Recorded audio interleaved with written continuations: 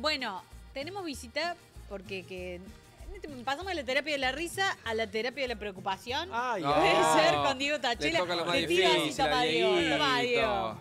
¿Cómo estás? Pero muy bien, buenas tardes, ¿cómo están ustedes? Bien. Hoy ha sido un Resfriado. día en donde la guía tomó mucha relevancia. Sí. Sí. Vos sabés que venía pensando que es un tema para más adelante, porque esta semana aparece un informe y digo, no, tengo que hablar sobre esto porque es re importante. Y de golpe, bueno, hoy nos salió toda esta noticia de distinguir qué es verdad, qué no es verdad.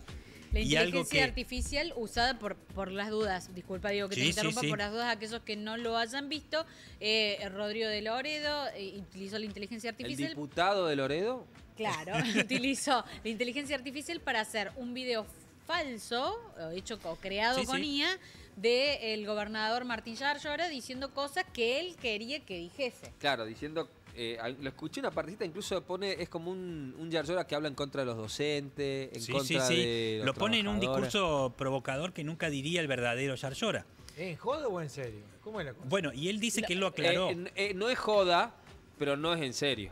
Claro. O sea, no es Martín Yarlora, no es su No, voz y no es no. su imagen. Está Pero creado sin por embargo, la inteligencia artificial. lo que pasa es que bueno, tenemos un consumo en redes sociales y de información en la cual nos quedamos con los titulares y es muy difícil que alguien vaya más allá.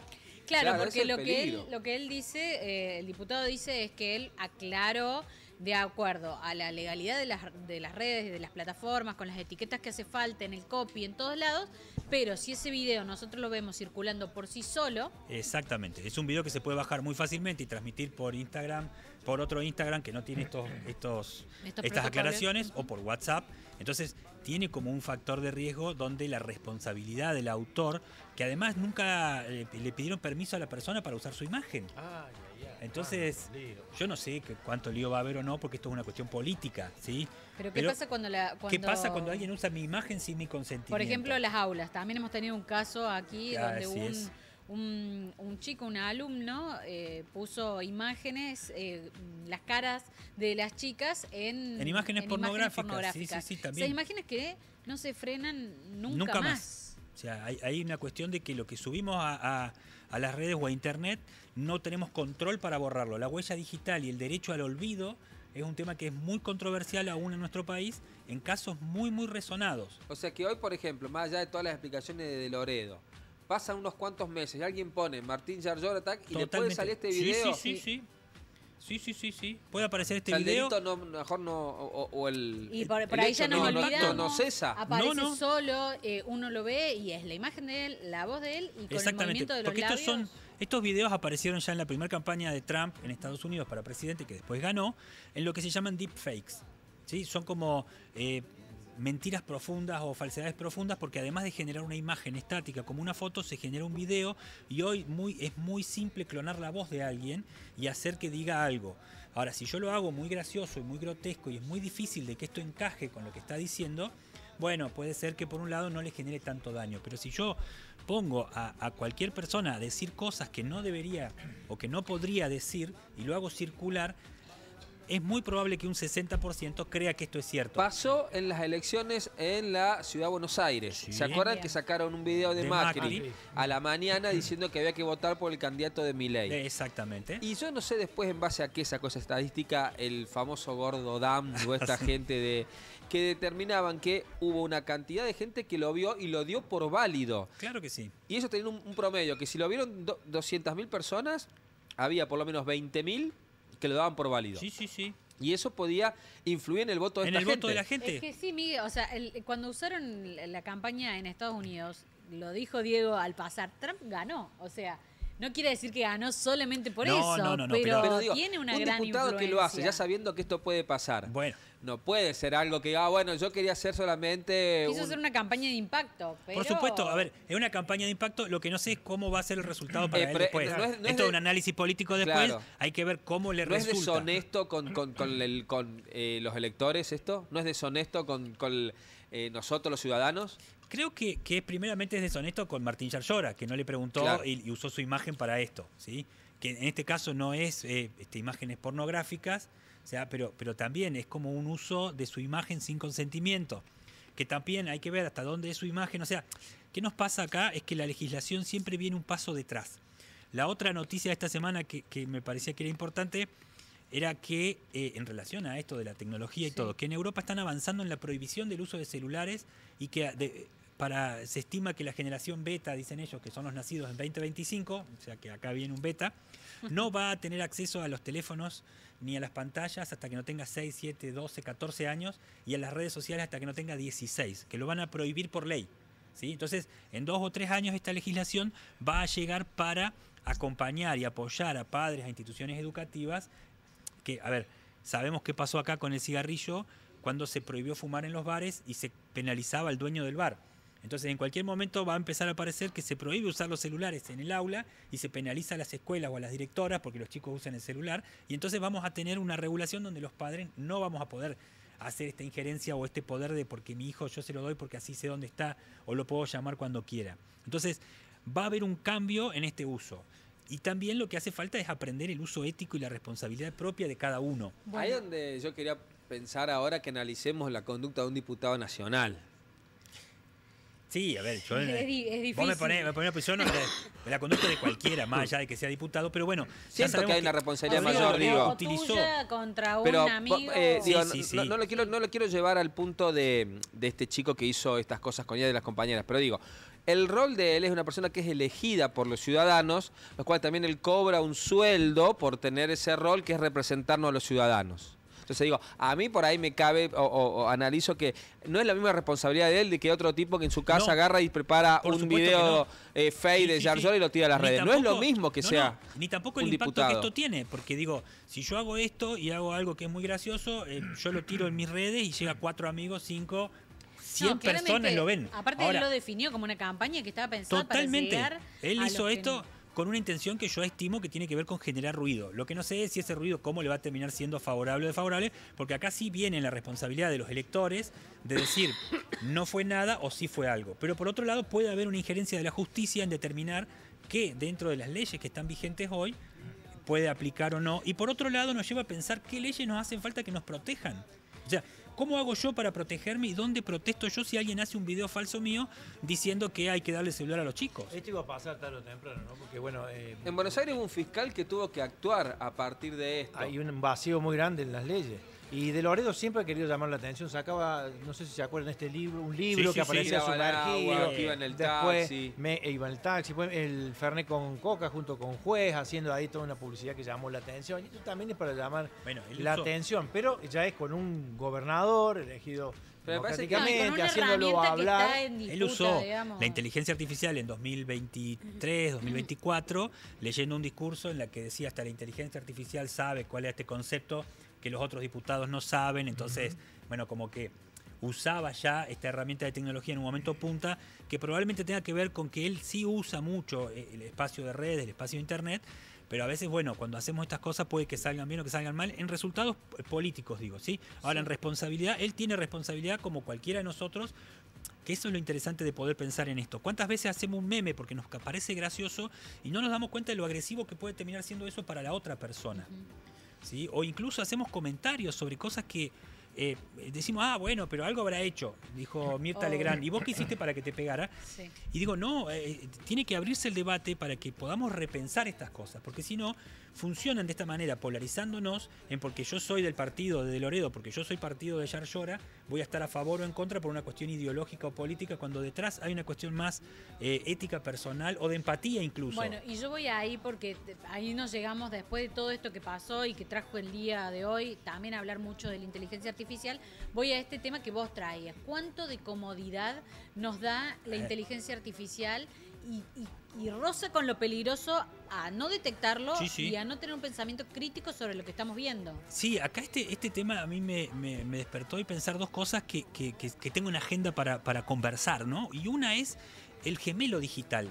Porque de alguna manera este no es Martín Yarlora, sino que es su gemelo digital, que se puede armar en las redes a partir de la inteligencia artificial por la cantidad de información que hay de él y que la inteligencia artificial y el algoritmo que maneja las inteligencias artificiales, no solo las inteligencias generativas, sino las que recogen información de los medios, las que recogen información de las redes sociales, de Wikipedia, ¿sí? Van armando un perfil que está en las redes y que funciona como una especie de yo duplicado mío. ¿sí? Esto ha sido tomado desde Edgar Allan Poe en algunos cuentos de terror, de suspenso de él, incluso por el psicoanálisis, en la idea de un doble, en la novela del clon, ¿se acuerdan? Que generó... Sí, acá hay una especie de clon digital nuestro que puede tener como características propias y que de alguna manera nos sirve con esta proyección que hacemos siempre en redes sociales de mostrar que estamos bien, que estamos sonrientes, que podemos hacer un montón de cosas, y ese doble puede perder control sobre nosotros o incluso ser mucho más manipulable o hacernos más manipulables, ¿sí? Entonces, ¿qué necesitamos nosotros? Y pensando en el tema que sí era el de hoy, que tiene que ver con esto de un sedentarismo cognitivo. Así como tenemos un sedentarismo que es el que llamábamos tradicionalmente sedentarismo, y era esto de que soy sedentario porque no hago ejercicio, porque no muevo ciertos músculos, y porque con el tiempo pierdo la elasticidad, pierdo la fuerza, se atrofian los músculos. Entonces, bueno, lo que está apareciendo ahora es un tema que se llama sedentarismo cognitivo y que tiene que ver con ¿qué? Con que yo descargo muchas de mis habilidades en algún tipo de inteligencia artificial. Ahora las inteligencias artificiales generativas han puesto de manifiesto que yo puedo descargar mi habilidad de redacción y pedirle a la inteligencia que redacte por mí un mail. Así. Ahora, pero yo, tengo más de 50, aprendí a hacer esto de manera analógica y lo pensé, y alguna vez escribí una carta y alguna vez puse estimado, ¿sí? Su despacho, ¿sí? Cordiales saludos al final. Tengo una estructura de la carta en la cabeza. El que no la tiene nunca, no la va a adquirir. Nunca, porque se le está pidiendo la inteligencia. Exactamente. La trampa. Para mí la trampa es esa. Cuando uno cree que una cosa que uno no va a hacer se le hace inteligencia artificial, lo que estás haciendo es justamente limitarte vos, porque ya no lo vas a poder hacer. Exactamente. O sea, la capacidad que vos tenías se la das, renunciás a esa capacidad y que la maneje la IA. Empezás con redactar un mail, andás a dónde termina. Y ese es el gran problema de este sedentarismo cognitivo. Ya después nos vamos a así te va a entrar la deepfake de Loredo, te va a entrar cualquier cosa. Porque yo dejo el pensamiento crítico, perdón. No, digo, esto para sumar nomás. A mí me critican mucho que yo, aunque soy muy digital, sigo escribiendo a mano con la lapicera, pero siento que cada vez mi letra va empeorando y que mi forma de escribir, como que me cuesta más escribir con la lapicera. Entonces, me parece que también el escribir una carta es práctica, ¿no? Si lo dejamos de hacer. Y eso es para tenerlo en cuenta con los chicos, porque nosotros por ahí, como ya venimos a lo mejor arrastrando otro bagaje, quizás tengamos un poquito más de espíritu crítico o herramientas, pero a los chicos hay que trabajarles eso. No le entregues a la IA lo que vos podés hacer, porque ahí el que está perdiendo sos vos. No estás ganando con lo que ella te resuelve. La importancia de los celulares sí o los celulares no, que están chicos en los colegios, en la casa. En la casa es re difícil, no nos mintamos, re difícil sacarle el aparato a los chicos. Eso es cierto. O sea, ¿cómo hacemos para revertir esto que plantea Diego acá, y además, ¿cómo asumir la responsabilidad de lo que nos toca? Porque a veces decimos, y bueno, estamos en esta época, son nativos digitales, encontramos un montón de excusas. Pero todos los compañeros lo hacen. ¿Sí? Y de golpe encontrar gente que no toma decisiones y no se lo pregunta a la IA. Pregúntale a la IA. Claro, entonces ¿para qué lo voy a buscar? Y los abuelos los miran, ¿viste? Como diciendo, hemos creado un monstruo. Bueno, pero después vos le explicás al abuelo que tiene un problema con la computadora y que antes te llamaba para que vos se lo soluciones, le decís, preguntale a la IA, que lo podés hablar. ¿En serio? Lo empiezan a probar. Y se enganchan. Y entonces, en un punto hay partes que son muy funcionales. Claro, el ¿sí? tema es usarlo críticamente. Digo, enojarse con la herramienta no tiene mucho racionalmente. Esto venía del uso crítico en que apareció una noticia que se publicó hace poco, una investigación del MIT en Estados Unidos, en Massachusetts, que comparaban 3 grupos de estudiantes. Pero lo que está muy bueno de la noticia es que hizo como una ola, hizo así, frum, barrió en todas partes, apareció en todas las redes la foto porque tenía unos cerebros, entonces cuando hay cerebros esto es importante. ¿Sí? Y hay electroencefalogramas y entonces es ciencia. Y entonces empezamos a ver, yo lo primero que hice fue decir, a ver, y empecé a ver una serie de datos que no entiendo, y digo, tendría que hablar con un neurólogo que me lo explique. Entonces después digo, no, pero si estamos en la era de la IA, entonces le digo a la IA, a ver vos qué pensás. ¿Qué te parece este estudio? Y la IA me dice, no, este es un estudio que está bien hecho, que está bien planteado y que bla, bla, bla, bla, bla. Ahora, la misma autora principal del estudio, lo que ella plantea es que esto es un pre-artículo que todavía no está publicado. Es decir, lo saca apurada porque dice ella que esto es urgente el tema por la importancia que tiene. Entonces nos pegan el sesgo de confirmación a los que pensamos esto.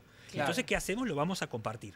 Claro. Ahora, cuando yo me tomo el minuto crítico de leerlo y decir, acá hay una serie de datos que si yo fuera un tesista mío al que le estoy corrigiendo esto en la universidad, le hago muchas marcas con lápiz. Y le digo, te falta acá, te falta este dato, te falta este dato, este gráfico no se entiende.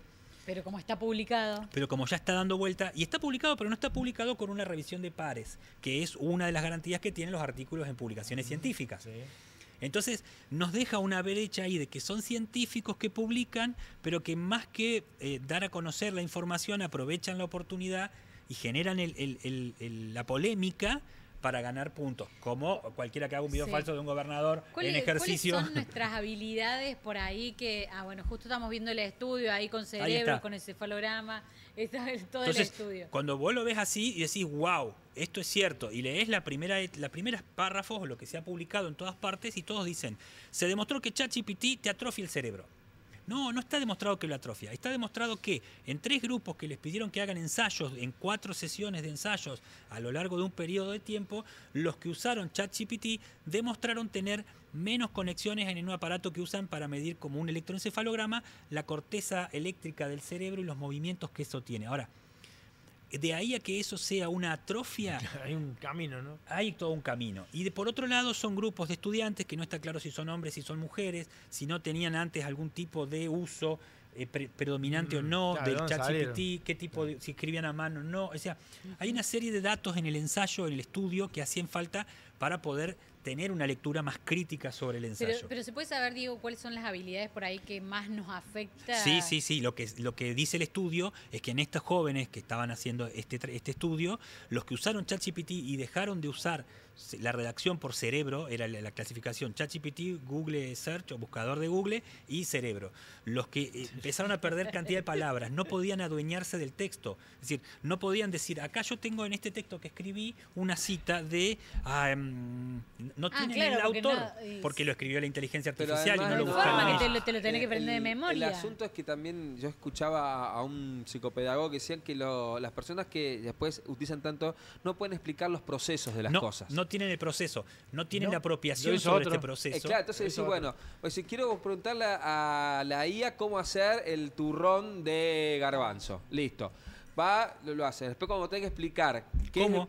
No lo pueden hacer, no lo pueden resolver porque no fueron encadenando conocimientos. ¿No te pasa con recetas? Vos hay una receta de un del video de YouTube, o sea, hay una receta tal, y la querés repetir y tenés que volver al video. Claro. Pero porque no, o sea, más allá que lo hiciste mirando el video. Eso porque no te gusta cocinar, no mentamos.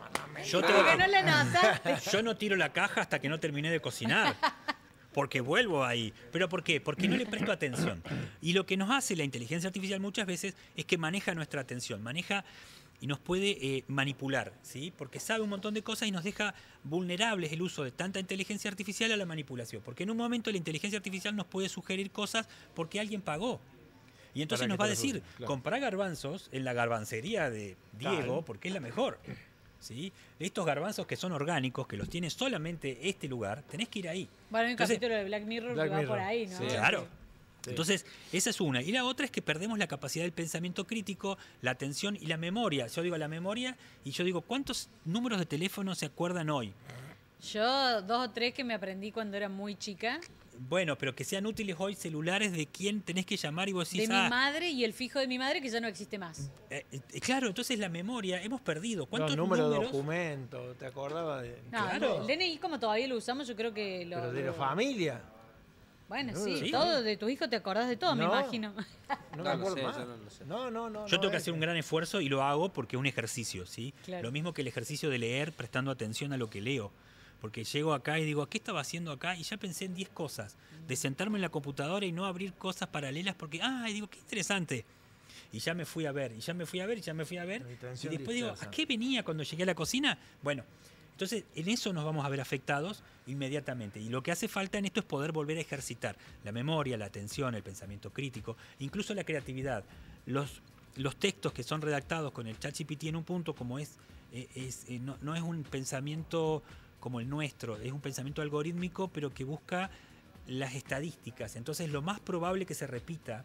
Entonces, son textos que terminan planos.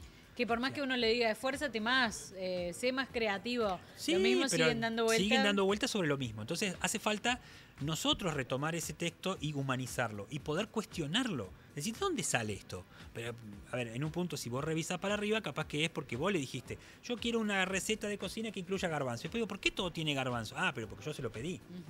¿Sí? Entonces, Ahí es donde yo tengo que ver qué es lo que pido, cómo lo pido y qué me devuelve y cómo chequeo yo lo que me devuelve con esta posibilidad de tener un pensamiento crítico. ¿Qué es verdad? ¿Qué es mentira? Usar la herramienta, pero seguir... exactamente, que no nos use a nosotros. Claro. ¿Por qué? Porque lo que no usamos lo empezamos a perder. Bien, qué difícil para un juez, ¿no? Que le caiga un caso de esta característica y no tiene la ley y las herramientas legales para discernir si es delito o no es delito. Cómo tipificarlo. Siempre se lo puede preguntar. Hablando del caso del video que arrancó, sí. ¿no? Siempre se lo puede preguntar a la inteligencia artificial y vas a tener un acercamiento. No, Diego, no. Hubo un juez que hizo un dictamen con inteligencia artificial y cuando lo llamaron para preguntarle tuvo que decir que había sido hecho así, que él no había leído el caso. Un crack. Ah, maestro. Sí. Grandes ejemplos de humanidad que tenemos. Sí, abundan. Así está, nosotros nos reímos, nosotros también traemos las noticias del día de la inteligencia artificial, venimos hablando hace un montón, y también la idea de usarla como herramienta, pero pensar en cuántas cosas perdemos cuando la usamos. Inteligencia artificial utilizada con inteligencia natural. Inteligencia humana. ¿Cómo le llamamos a nuestra Necesitamos hacer un núcleo de resistencia humana y decir qué características no vamos a dejar nunca más que tenga un algoritmo. Entonces, por ejemplo, la creatividad, la empatía, la solidaridad, no la tenemos que perder. Clarísimo, Diego. Muchísimas gracias. Ya mismo hago la pancarta. Una vez más la pancarta y a salir a manifestar.